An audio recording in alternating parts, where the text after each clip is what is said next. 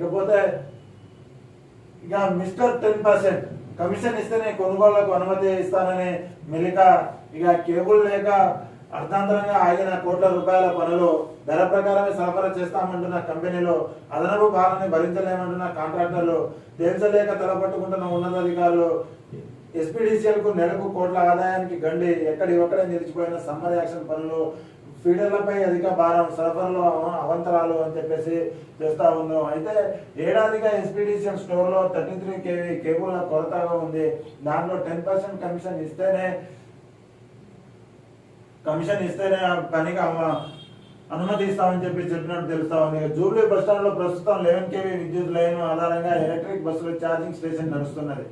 బస్సులు పెరిగిన నేపథ్యంలో ఆర్టీసీ అధికారులు 33 kV విద్యుత్ లైన్ కోసం టీజీఎస్పీడీసీఎల్ కు దరఖాస్తు చేశారు.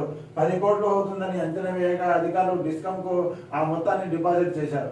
దీంతో గండ్రాక్ నుంచి జేబీఎస్ వరకు 33 kV ఫీడర్ లైన్ వేసేందుకు డిస్కమ్ అధికారులు ఏడాది కిందట కాంట్రాక్ట్ పనులకు అప్పగించారు. ఇక 90% పైగా పనులు పూర్తయ్యాయి. కేవలం 600 మీటర్ల కేబుల్స్ వేయాల్సి ఉన్నది. కానీ డిస్కమ్ స్టోర్ లో కేబుల్ లేక 4 నెలలుగా పనులు నిలిచిపోయాయి. ఆర్టీసీ అధికారులు ఎన్నిసార్లు విద్యుత్ అధికారులను సంప్రదించినా ఫలితం ఉండటం లేదు. ఈ ఛార్జింగ్ స్టేషన్ లో అందుబాటులోకి వస్తే కరెంటు బిల్లుల రూపంలో డిస్కమ్ నెలకు 2 లక్షల ఆదాయం వస్తుందని అంచనా.